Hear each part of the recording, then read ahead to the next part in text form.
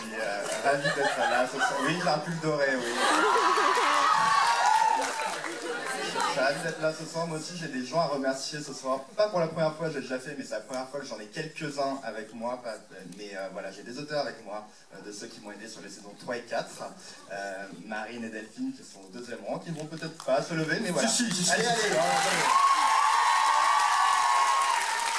On se lève.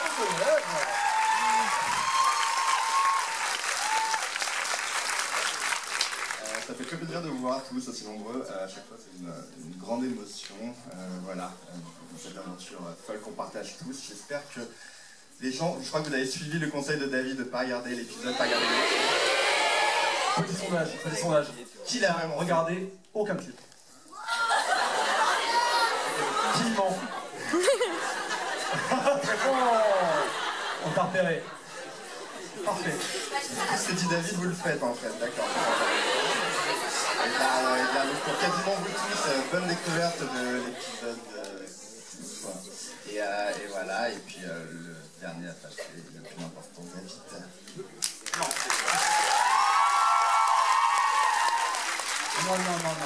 Non, parce que la Miss, c'est la seule bêtise qu'il a dit en 2019.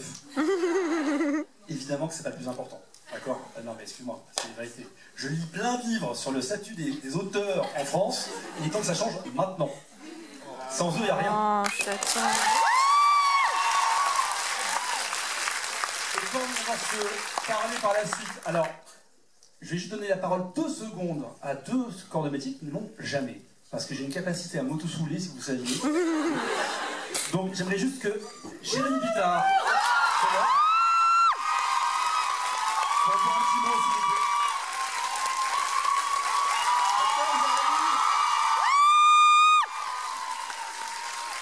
Bonsoir. Moi, je ne passe pas du tout au micro. Donc je vais vous souhaiter une bonne projection.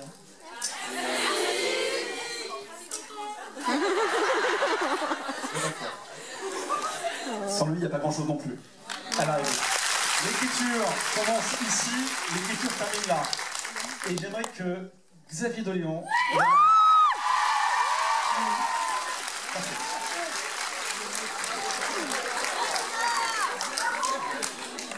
Sur le plateau, sans lui, il n'y a rien non plus.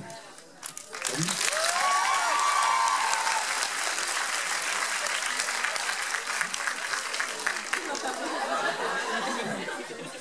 Moi j'ai vu les 2 épisodes.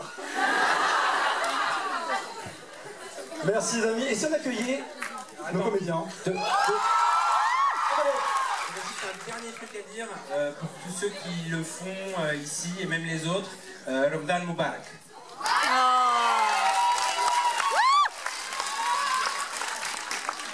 On les appelle, hein. Attendez, juste avant, ouais, j'ai fait mon daron, ça m'arrive jamais. C'est net. On est obligé de le faire. Carole, elle est rock'n'roll, elle s'en fout un petit peu. Mais Ouais. tous les endroits cultes de Scam France, on est tellement contents que vous les kiffiez. Si on pouvait éviter de recevoir des messages de la mairie de Paris, des petits délinquants, remercie David et Nice. Avec des liquides étranges sur les parois, c'est vraiment super. Merci beaucoup. Les comédiens!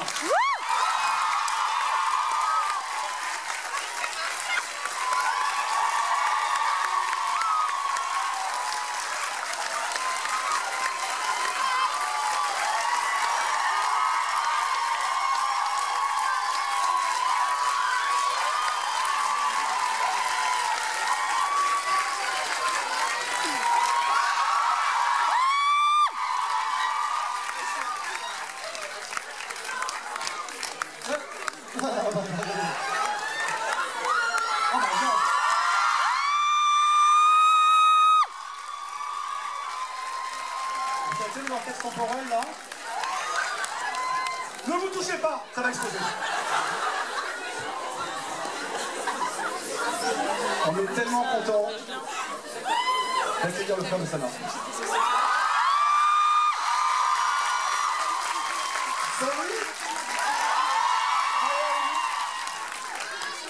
It's very nice to be here again for the second time. Season 4. French version. We have this handsome guy. I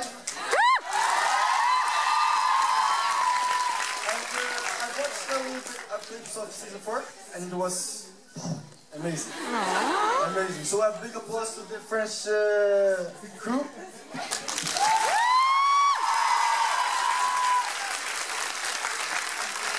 Alors, bonjour tout le monde. Je suis hyper heureux d'être là et de rencontrer enfin Simo, qui est mon moi. Toutes les excuses sont lui. Lui, c'est l'original. Donc je suis très heureux qu'il soit là et je suis très heureux d'être là avec vous ce soir. Et je crois qu'on va faire un body movie, les gars. On va faire un film de flic. Tous les deux. Ben, grave, on est d'accord? On fait ça juste après. Bonne prochaine.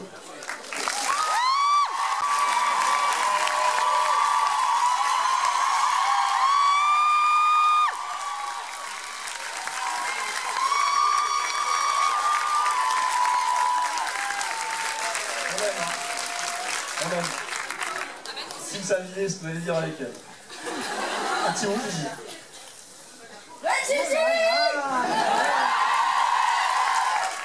Quel bonheur de vous voir. Je suis très touchée en fait. Moi j'ai suivi les consignes de David. Il avait dit de ne pas regarder l'épisode 6 et je n'ai pas regardé les trucs. Je lui ai envoyé un mail, je lui ai dit ah, c'est dur et tout. J'ai tenu. J'ai tenu. Donc ben moi voilà, je suis ravie de cette aventure. Je suis ravie d'incarner la maman de cette magnifique jeune fille qui se cherche. Va-t-elle...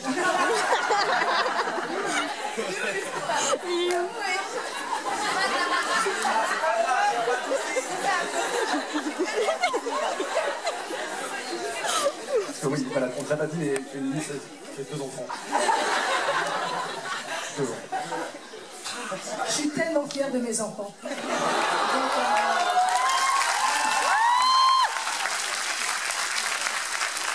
heureusement que voilà, c'est une fille et un garçon, ils ne se ressemblent pas, ils ont des parcours différents et c'est génial quoi. Donc comme je disais tout... Ah, attendez, excusez-moi.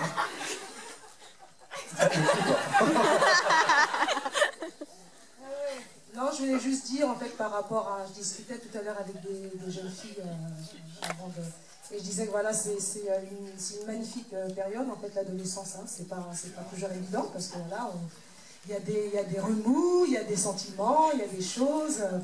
Mais ce qui est extraordinaire, c'est que moi je sais que j'ai pas forcément vécu cette facilité d'aller vers les parents. Donc là, même si c'est difficile, même si la maman n'est pas toujours forcément d'accord, si des fois elle peut paraître un peu sévère, mais parce qu'elle protège sa fille, elle aime sa fille. Mais en tout cas, voilà, elle a la confiance de sa fille pour retenir sa parole. Donc ça, je trouve ça bien, non? Qu'est-ce que vous en pensez? Ouais. La confiance de sa maman. Voilà, non, mais c'est tout ce que j'ai à dire, moi. Moi, je veux juste te dire une chose, c'est que c'est une vraie chance de t'avoir trouvé vraiment dans du casting et que vraiment, on a terminé ce tournage par tout ce qui passait à la maison de la famille Bacalal et autant vous dire qu'on était extrêmement tristes de quitter un foyer aussi chaleureux et ça on peut le voir en grande partie à toi et à la vie. Merci.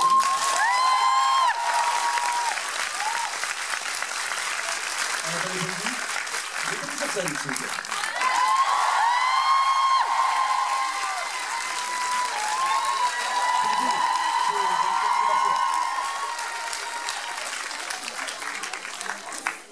Alors, vous vous rappelez quand Nice, la dernière fois, a raconté que Philippine était à l'ouest?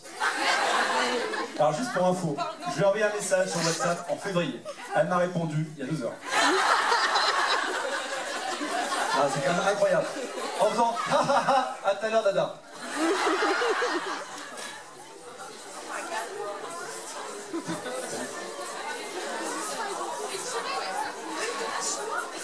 Prenez l'espace, prenez l'espace. Il est où ton mec? Ah, ton ex. Ah, ça, tu veux dire un petit mot?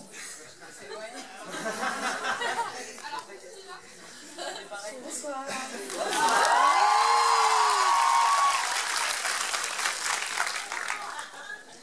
Alors, je suis tout aussi émue que Gigi. Et franchement, j'ai même pas les mots, c'est ouf. Et je suis tellement contente d'être là devant vous. Je suis tellement contente du résultat du résultat que ça a donné.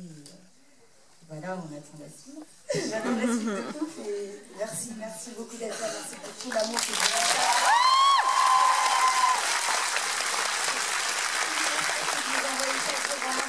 Énormément et ça me donne tellement de force.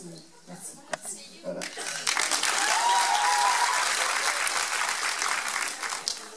On va commencer les questions. C'est you.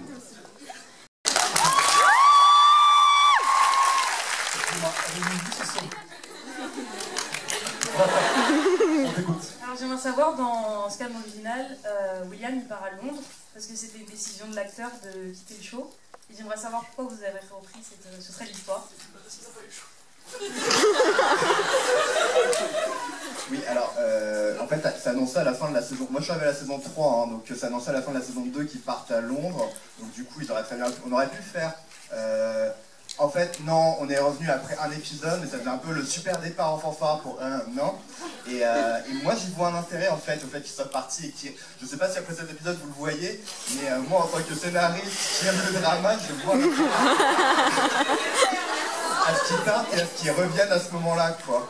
Le truc que je trouve que je peux ou pas? Oui, d'accord. moi, ce que je comprends pas trop de base de la relation entre Noura et Youssef, parce que Noura passe une saison et demie dans le couloir, et on ne sait pas ce qui lui arrive, on ne sait pas où elle en est avec William, et puis en épisode 4, elle dit un truc à Sana, puis en épisode 5, elle embrasse Youssef. Et je trouve qu'on avait l'occasion de raconter autre chose, de montrer que la relation s'arrêtait plus tôt, à la fin de la saison 3, que Manon faisait un travail de deuil de sa relation, un constat qu'elle avait été trop conne, qu'elle avait peut-être été pardonnée. C'est des mots dans le clip. C'est pas toi. Manon, pas Marilyn. Et voilà, et qu'elle allait de l'avant, et finalement, un moment. Ce qu'on raconte en fait là, et je sais que cette storyline est détestée par les fans, nanana. Nana. Moi, ce que j'aime bien, c'est que Manon essaye d'aller de l'avant, et Sofiane, après s'être pris des taquets en rafale, essaye aussi d'aller de l'avant. Et du coup, c'est deux solitudes qui se rencontrent en fait à ce moment-là. Donc vous l'aimez peut-être pas cette storyline, mais quelque part, moi je trouve. Oui, moi je sais. Mais quelque part, ce que j'aime bien, c'est que c'est la saison d'Iman, et Iman s'est un peu attiré ça tout seul en fait, en repoussant encore une fois Sofiane, en disant à Manon, en fait, il m'intéresse pas, c'est comme un frère, nanana, etc. Et du coup, pour répondre à ta question, oui, je trouve ça intéressant parce que ça prend une nouvelle ampleur. Et là, comme vous voyez, Charles débarque alors que Manon est avec Sofiane techniquement. Et ça apporte une dimension supplémentaire, en fait, c'est un vrai conflit, quoi. Donc voilà, en tant que scénariste, moi, je suis un peu content. Pas trop, mais moi, oui. Et alors, pour la petite info, juste cette séquence, bon, il y avait quand même une certaine excitation dans l'équipe. Hein. Oula, c'était le comeback de Charles, autant vous dire. Et vous voyez là, le vent qui se lève dans les cheveux de toutes les filles. Cette espèce de rayon de soleil, pas prévu. Et donc, on a dit que voilà, l'univers entier était prêt à ce que ça parte en vrille. Donc on était assez mort de rire avec Xavier, on disait mais waouh, regarde-moi ça, regarde-moi ces regards avec les cheveux dans le vent. On dirait une pub L'Oréal. Calme-toi, oui. Voilà. Qui vous avez le plus ému à tourner en fait.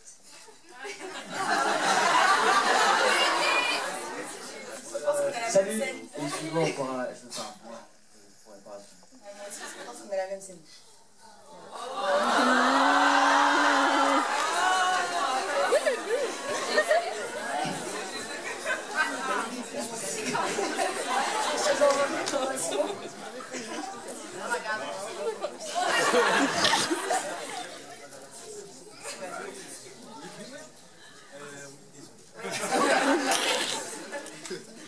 Je vais pas vous le refaire, que nous aussi on était hyper émus. On était tous très émus. Je pense, oui. Bonjour. J'aurais une question.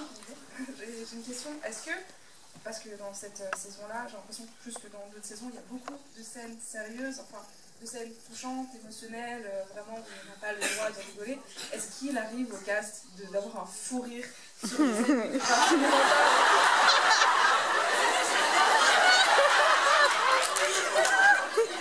Il y a plein de scènes sérieuses dans la saison 4 case émouvante, touchante, enfin là on ne serait pas ri, est-ce qu'il arrive des cases d'avoir un fou rire ou alors de déglinguer la scène en une fraction de seconde? Bah, celle que vous avez pu voir du coup avec comment il s'appelle oui, bah... avec Alex et Ingrid, quand on est tous dans le foyer là et qui vient me chercher après le cinéma. Ouais. Ah mais celle-là, mais j'en pouvais plus de rire. Ah ça, elle était sous sa couette, elle était morte. Du coup, elle m'aidait pas trop parce que moi je me faisais engueuler par David. Voilà, mais ouais non, c'était impossible. Elle était morte de rire, Théo il était mort de rire, enfin bref, tout le monde était mort de rire. C'était n'importe quoi cette scène. Il s'est vénère. Vous arrivez pas à Je t'assure, j'ai tellement engueulé, elle avait 4 ans devant moi. Mais attends, il y en a un autre là qui doit répondre de ses actes. Parce qu'il a choisi la toute dernière séquence de tournage, le moment où toute l'équipe a envie de mourir. Où l'émotion est au taquet pour avoir un fou rire qui a duré 15 minutes. Tu vois le moment où il parle de la fête foraine là, avec papa et Frangin? Voilà. Et nous tous dans la cuisine, ouais, c'est là on... Ah, fête foraine.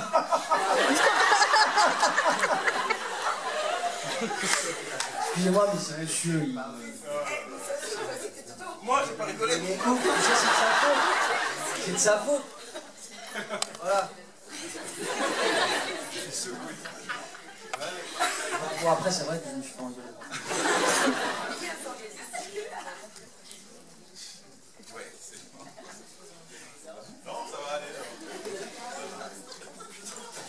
Bonjour. Salut. Alors, je sais pas trop à qui adresser la question, mais en fait, bah, les saisons précédentes, les histoires d'amour qu'on a pu voir, il y avait beaucoup de scènes physiques, et enfin, pas besoin de développer. Bah, là, du coup, l'histoire d'amour entre Iman et Sofiane, bah, on voit pas trop ça, et je lui ai demandé si c'était plus difficile à tourner, et si c'était plus difficile à imaginer, parce que nous, je pense qu'on est tous d'accord, que nous, on la voit très bien, mais du coup, pour les acteurs et pour vous, bah, du coup... Tu veux répondre? Oui. Eh ben, franchement, pour l'avalanche qu'on va se manger à la fin, on n'avait pas besoin d'imaginer en fait. Ouais.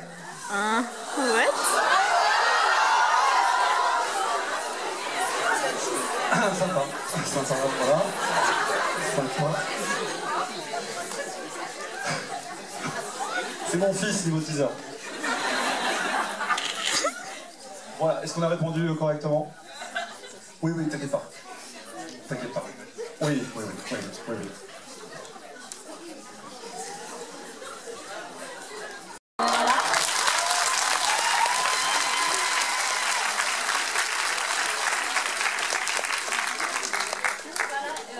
que vous vous attendiez à ça en fait? Évidemment pas. Tu imagines? Alors Nils, j'ai vu l'épisode 3, dis-moi en Italie, il va cartonner. C'est sûr. Non, mais même quand Mika parle du cucu de Lucas, tu sais, en italien, on ne s'y attend pas. Oui, Lucas. Ouais. Michelangelo del Colle. Non, mais c'est le miracle de Scam. Tu vois, on fait une projo sur les champs. Tu vois, Marine me disait à l'instant qu'elle a reçu du courrier de Wittek.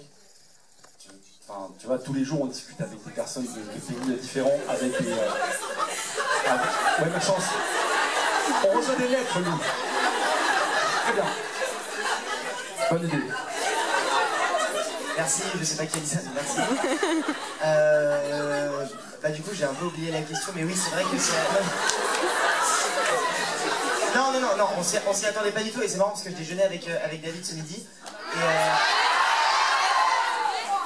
et c'est ce que je disais, en formation de comédien, on va t'apprendre à jouer, on va t'apprendre à gérer une carrière, on va t'apprendre à accepter l'échec face à des castings, etc. Mais on t'apprend pas à gérer ça en fait.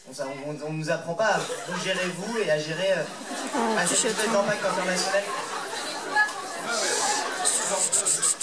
Juste quand même pour la petite histoire, on sort et je dis tiens, je ferai une photo de toi au canal Saint-Martin. Tu vois, donc il commence à me parler, oui, pareil, c'est moche et compagnie, bref.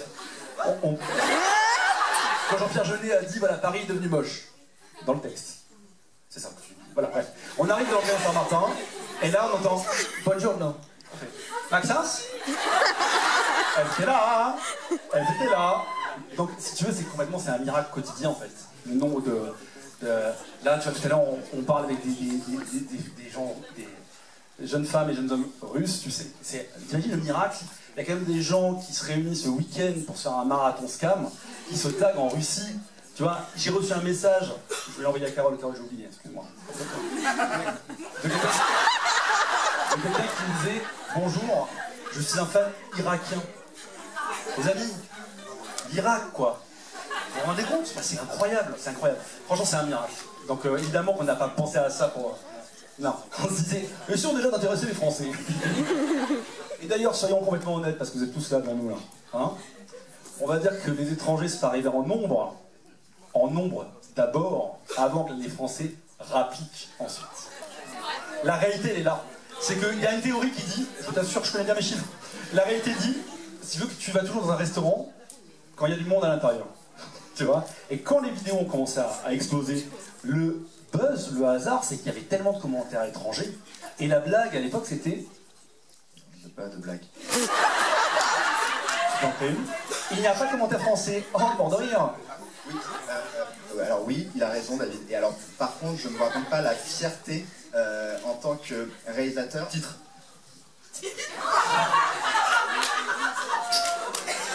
J'ai écrit une série qui s'appelle Fierté. Oh, bref.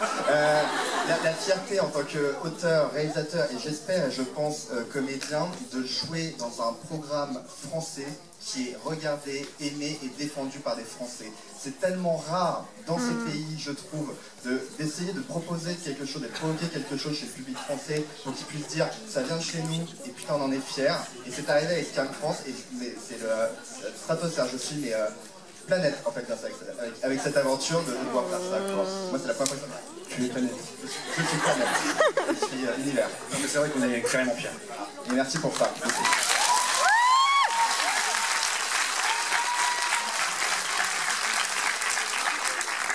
Il savait qu'il pouvait compter sur les filles. Et pourquoi Iman, maintenant qu'elle va mal, elle ne va pas essayer de se diriger vers les garçons pour essayer de trouver l'aide nécessaire comme Lucas il a fait quand il se sentait très un peu. Tu tombes bien, bonjour. Je pense que tout simplement parce que ça fait une histoire complètement différente et que c'est ton choix de... Bah ouais. Qu'est-ce qu'on fait? Ouais, non, je pense qu'elle a une famille, même ce que beaucoup de personnages de la série n'ont pas particulièrement. En tout cas, Lucas l'a pas vraiment. Et Iman, je parle de son nom, toujours. Elle a une famille quand même, elle a Oui, alors, j'ai vu cette question passer un peu... Mais en fait, Lucas trouve les filles au moment là où ils ne sont pas en phase avec les garçons et où les filles l'acceptent, mais c'est un peu providentiel. Et d'ailleurs, c'est marrant, bon, déjà... Oui, bon, bref. Parfait. Et il trouve les filles à ce moment-là, mais d'ailleurs, vous voyez quand il fait son coming out et que avec Yann, puis Arthur et puis Basile, ça va mieux. Il n'a plus aucune scène simplement avec les filles. Il est de retour avec ses potes parce qu'elles étaient là au moment où il avait besoin. Oui, d'accord, mais de base, ils sont, Iman et Lucas, par exemple, sont potes de Biologic Buds. Mais c'est les amis d'Iman, c'est les filles, les amis de Lucas, c'est les mecs. C'est pas une partition aussi claire, genre c'est pas, voilà, bien sûr vous pouvez avoir des amis, bien sûr les filles, etc. Mais dans la série c'est comme ça. Et Iman, là, on fait une saison sur comment, en fait, tout en vivant encore des choses avec ses amis, elle se rend compte progressivement du décalage avec ses amis. Donc s'il y avait une réponse aussi simple que bon bah du coup je changerais d'amis et j'allais voir les garçons, c'est un peu déceptif. Là ce qui nous intéresse en fait, c'est de montrer qu'elle essaye de rester amie avec ses amis, et en même temps c'est de plus en plus compliqué. Et le support système dont vous parlez et que vous avez bien trouvé dans Scam, elle le trouve là effectivement, là dans sa famille. C'est la réponse en fait aux filles pour Lucas dans la saison 3, c'est la famille dans la saison 4 pour Eman, et ça me semblait vachement important en fait. Les parents sont très absents de l'univers de Scam, mais les parents sont pas du tout absents de votre vie, et on est censé parler aussi de votre vie. Et je pense qu'il était grand temps qu'on montre une famille soudée, une famille aimante, un frère qui n'est pas exemple de défaut, mais qui aime sa soeur plus que tout, des parents qui parfois peuvent être sévères, oui, mais qui font tout pour protéger leur fille, et c'était important de montrer ça, donc c'est le choix qu'on a fait pour ça en fait. Il ne faut pas oublier aussi une chose, parce qu'on va être complètement juste par rapport au personnage, c'est que Iman est toujours présentée comme la plus forte du groupe. Et Soyez bien conscient d'une chose, c'est qu'en général, quand tu prétends, quand tu montes au créneau, elle porte Daphné à bout de bras quand elle en a besoin. Elle est là, elle est présente. Elle va en contact avec Manon quand il y a un problème avec Charles, tu sais. Mais en général, les gens considérés comme les plus forts du groupe sont ceux auxquels on se dit, lui, il gère. Tout va bien. Donc les filles, encore une fois, Nils, deuxième projo, je me rappelle, je note tout, j'écris ça bio, mais à un moment donné, on ne peut pas reprocher aux gens de ne pas savoir. Et à un moment donné, soit Iman, elle se pose, et elle provoque la discussion. Voilà. Soit à un moment donné, elle deal avec ça intérieurement. C'est douloureux, c'est pénible, à des moments, c'est un peu frustrant, on se dit, mais je t'en supplie, parle. Parle. Exactement. Donc en tout cas, on est je t'avoue, on est des ayatollahs de la ligne narrative qu'on a pris parce qu'elle nous semble parfaitement juste. De la même manière, je bondis, sur Sofiane, les amis. Sofiane, Nils a raison. Sofiane s'est pris une multitude de crampes. Une multitude de crampes. À un moment donné, voilà, posons-nous la question, à un moment donné aussi de comment on réagit. Et ne cancellons pas trop vite. C'est très important.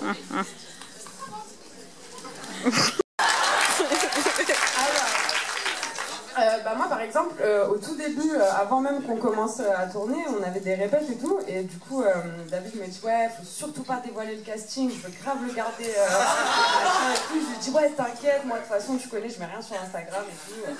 Bref, j'arrive au truc et il y avait un grand tableau avec tous les noms de tout le monde.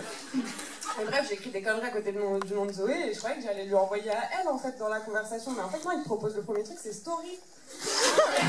Moi j'ai cliqué quoi. Et puis bref, du coup ça c'est parti. Et voilà. Et après j'ai mis une story de Moussa aussi en tournage. Et bon voilà. Je fais des conneries tout le temps moi. Je vais repasser le ballon à Slash parce que clairement quand tu verras le bêtisier. Ah. Tu vas revenir. Pour le bêtisier, y a-t-il un planning pour le bêtisier? Le principe, c'est qu'on ne s'arrête pas exactement quand elle tombe, hein, sinon c'est trop drôle. Mais vous savez pertinemment qu'il va tomber. Voilà. Je vais donc vous dire qu'il fait très mal. Quand vous allez voir Lucas se prendre la caméra au-dessus de la séquence d'amour, vous allez dire. Ça sonne.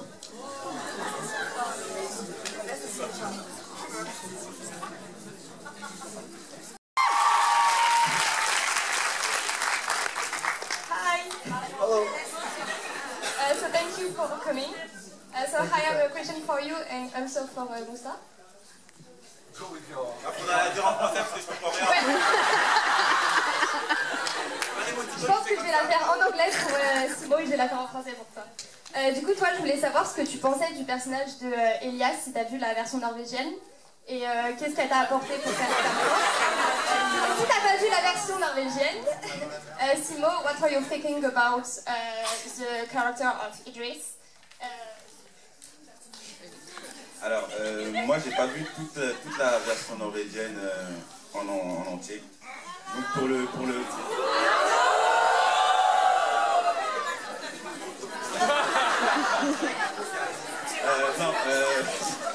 Et du coup non, pour le peu que j'ai vu, on en avait parlé, on s'était parlé sur les réseaux du coup. Et je lui avais dit tout le bien que je pensais de son interprétation et du jeu qu'il a donné dans ce que j'ai pu voir en tout cas. Et j'ai vraiment apprécié son travail et voilà. And so we, Simo, I didn't understand anything you said. But I think... Je t'aime aussi. Je sais pas où tu es, mais je t'aime. C'est ma soeur. Je ne t'aime plus. No, but I think what I saw, like what he showed now, his character, number one, was much funnier than what I was, in my opinion. So yeah, but it's great work, both from him and every other one. So yeah, I really liked it. Amazing work.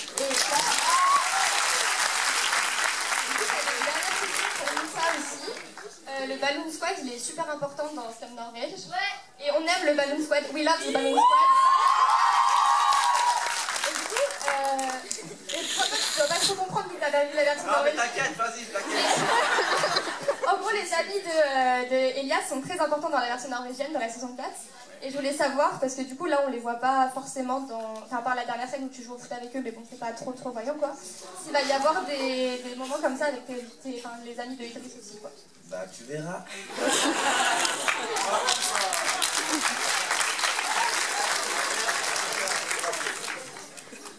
Bonsoir à tous. Bonsoir. Alors, bonsoir. J'espère que tout le monde est... Ah ça c'est bon.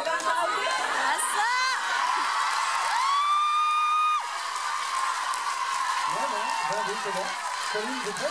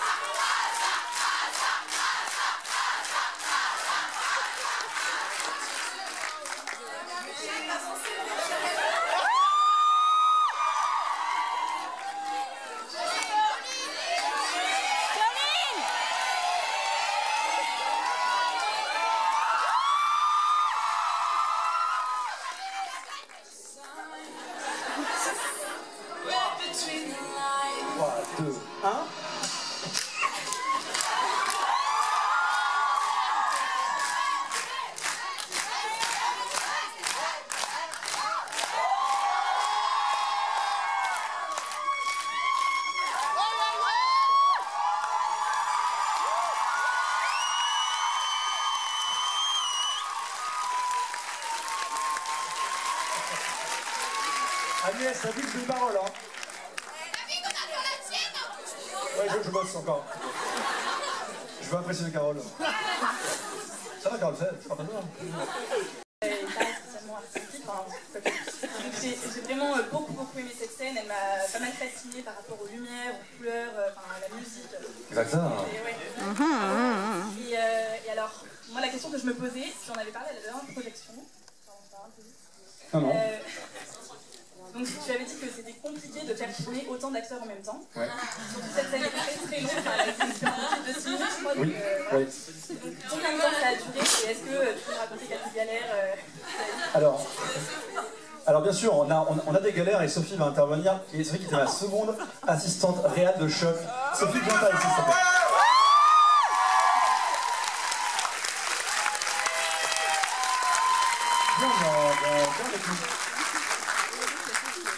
Alors, il y a un truc pour répondre premièrement à ta question. Alors, on a passé une journée entière sur l'anniversaire de Daphné. Et alors, ce qui est assez marrant, si tu veux, c'est que c'est le genre de date qu'on se note sur le calendrier. Tout le monde est très excité d'aller à l'anniversaire de Daphné.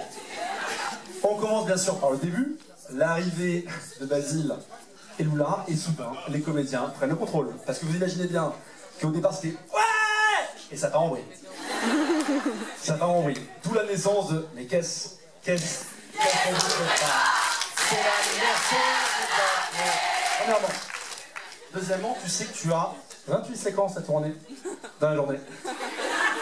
Et ce qui est absolument merveilleux, et je vais laisser à Sophie le soin de raconter le pire, ce qui est merveilleux, c'est qu'ils sont tous là.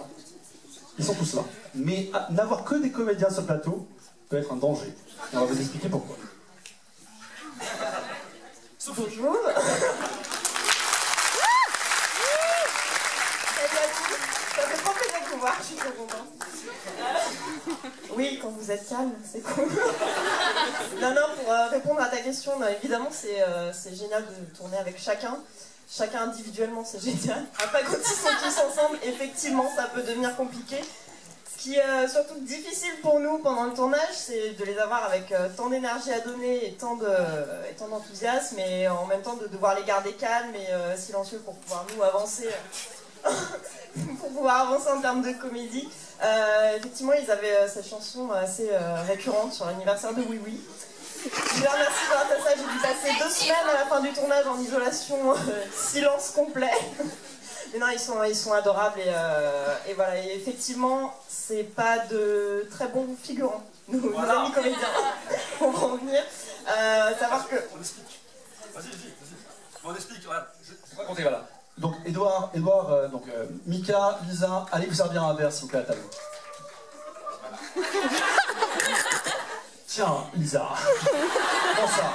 Daphné, pareil. Tu verras dans le bêtisier.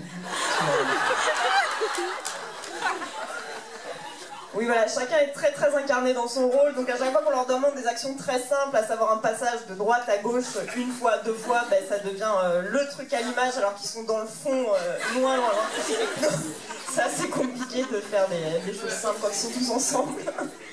Mais merci, vous êtes au top.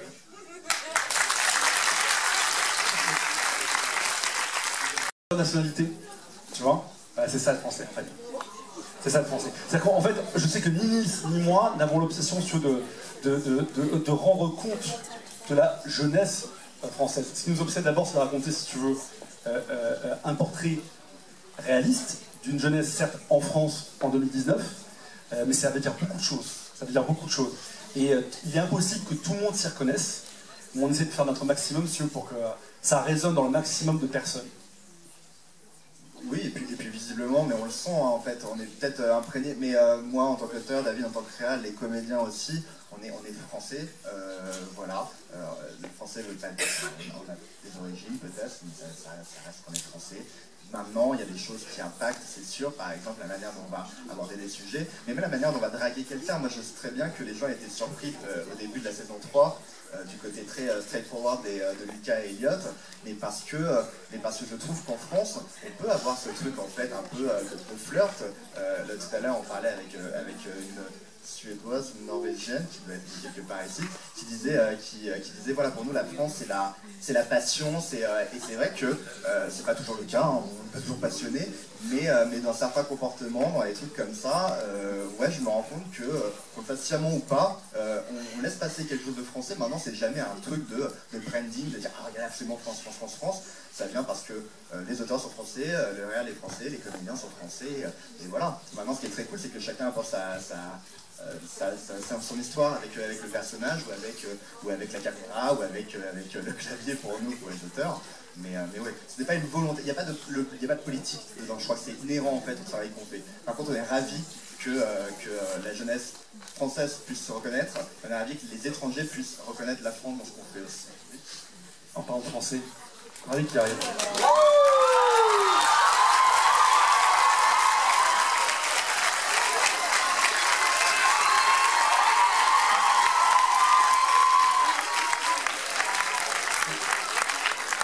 T'es venu en moto, non, Michel?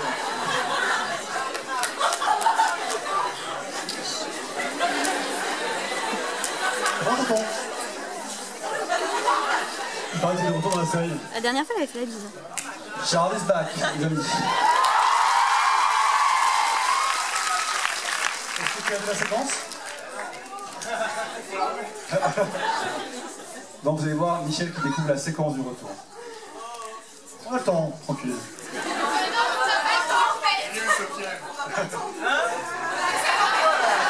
Regarde. Non, gardez-nous ça pour la série, merci. 10. What? Quoi?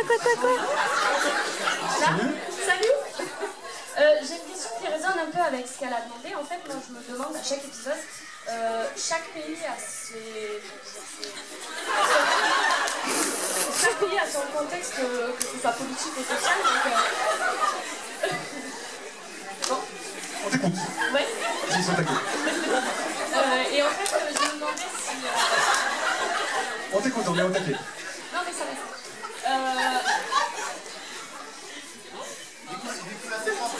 On a joué sobre. Je vais y arriver. Oui, on est là. Non, en fait, je me demandais si ça a été difficile par rapport au contexte français, que ce soit par rapport à la religion ou l'homosexualité, etc. Si ça a été difficile de garder cette trame, en fait, cette ligne directrice qui a été imposée par la version originale, parce que le contexte, il n'est pas le même dans tous les pays. Et je ne sais pas si ça a déjà été posé dans les autres projections, mais du coup, je me le demande assez souvent. C'est l'adapter pour Scam France, ou c'est ce qui nous a permis de faire ce qu'on voulait sur ces trames-là? C'est quoi la question, pardon? Non, mais c'est justement si ça a été difficile. Hein, mais oui, voilà, mais ça a été difficile d'adapter la trame au contexte français, en fait. En fait, non, encore une fois, on vit en France, donc je crois qu'on est tous capables de se rendre compte qu'on vit dans un pays raciste, par exemple, et homophobe, à un certain degré en tout cas. heureusement, il y a des bonnes personnes, comme n'importe où.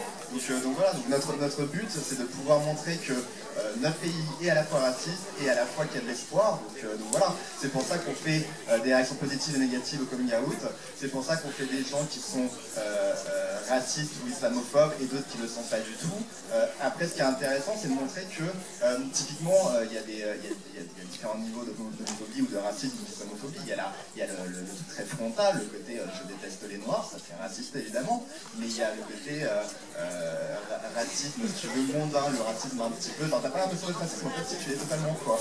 Et je trouve que, je sais pas, c'est totalement français, en tout cas moi en tant que français, c'en est un que je commence à remarquer de plus en plus, de manière très pernicieuse, comme l'homophobie ordinaire.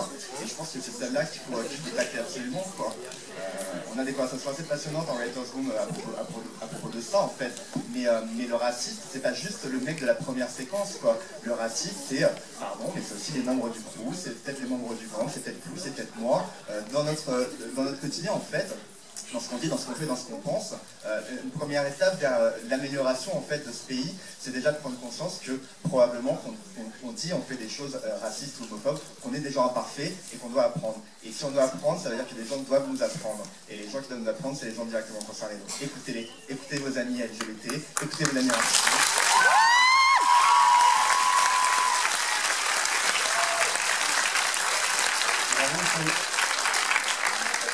Quelque chose aussi qui est très important de spécifier, dont on parle nous beaucoup avec France TV, la prod et Nice, je reçois énormément de messages de personnes qui disent, vous savez, je regarde la saison 4 actuellement, on fait peut-être moins de bruit, mais on est là. On n'est peut-être pas ceux qui commentent le plus, mais on est là. Et ce que vous faites, c'est très important. Et si tu savais à quel point on le prend dans le cœur, à quel point c'est important pour nous. C'est que quand Nice dit tout ça, il n'a pas tout à fait raison.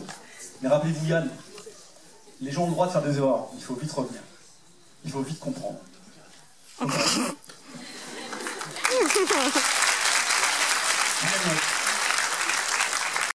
Là, très bien. Ah ouais, merci. Ah ouais, ok, salut. Ouais, bah oui, il y a eu tout un travail sur la couleur, effectivement. Ça c'est vrai, c'est un travail dès le départ. David m'a dit voilà, il y a l'univers d'Eliott qui est plus sombre et qui est plus coloré aussi quand il emmène Lucas, etc. Donc il y a eu un travail autour de ça, à travers un moodboard, à travers des choses, des discussions avec David et des références. Il y a un travail sur la couleur de manière générale, parce que Scam appelle la couleur, parce qu'on aime ça aussi. Et puis il y a les fêtes, et puis il y a les soirées, puis il y a les univers colorés, on essaie de ne pas avoir de murs blancs, on essaie d'avoir des murs toujours qui ont de la matière, de la densité, qui se passent des choses visuellement, parce que David et moi on aime beaucoup, voilà, on a un rapport à l'image, on a les mêmes goûts. Donc après effectivement il y a aussi des couleurs qui suivent les humeurs, qui suivent l'état intérieur, qui vont dire l'état intérieur de ce qui va se passer, donc il y a des teintes dans les séquences, il y a des nuances, et puis alors on a travaillé avec une caméra qui est formidable, qui s'appelle la Sony Venice, qui va chercher les couleurs très fort, qui restitue toutes les nuances. Je regardais sur la peau d'Assa notamment, on voit les nuances formidables de couleurs, sur toutes les peaux d'ailleurs, mais sur Assa avec les brillances, là c'est vraiment magnifique la caméra.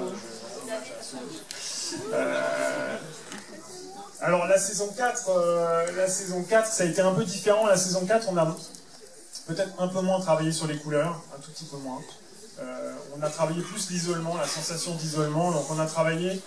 la caméra, elle a deux modes. Elle a un mode avec un plus grand capteur, et plus le capteur est grand, et plus on peut isoler avec le flou les personnes. Donc en fait, en saison 4, on a travaillé avec le plus grand capteur, qui nous permettait d'isoler plus à ça. Donc plus souvent c'est flou, plus souvent elle est isolée par rapport au fond, par rapport aux personnages qui sont autour.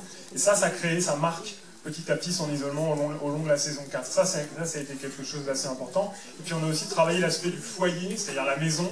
Avec David, c'était une vraie volonté que la maison soit douce, que la maison soit quand même bienveillante, que le foyer avec les parents, il y ait des choses au niveau de la couleur qui se passent, voilà, de réconfortant.